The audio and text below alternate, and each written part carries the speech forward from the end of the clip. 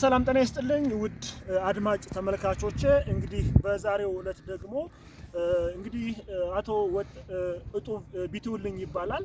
እንግዲህ የዛሬ 2 ዓመት ነው በተመሳሳይ ቆሎ መሸጫ አካባቢ ከጠላት በተተኮሰ ጥይት እንግዲህ እግሩ ጉልበቱ ላይ ተመቶ ኢንፌክሽን ፈጥሮበት ያው እንደምታዩት እንግዲህ አንድ እግሩን አጥቷል። እስኪ መቼ ነበር ይሄ ድርጊት የተፈጸመው? ምን ቦታ ላይ ነው የሚለውን ራሱን እስኪ ስሙን ያስተዋውቅና በበለጠ ደግሞ እሱ ያጫውተን።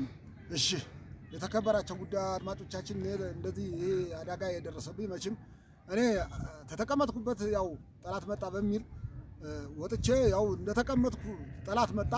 ከዚያም ቀጥሎ እንግዲህ ያው በብሬን ተተመታውም ዘንዳ ባህር ዳር ጉልበቴን ተመታው።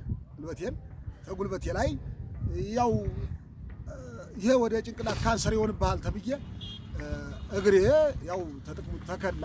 ስለዚህ እኔ አሁን ምንም የልጅ አባት በመሆኔም አይሰሳትም። በዚያ ልክ ምንም መተዳደሪያ ስለሌለኝ ያው ውድ አድማጮቻችን የሚሆንና የሚቻል የሚሆን ከሆነ እኔ ምንም ያው እንግዲህ ከዚህ በኋላ ያው ምንም ተጠቃሚነትና ምንም ነገር የለኝም እና ውድ አድማጮቻችን ይህንን አሳስባለሁ።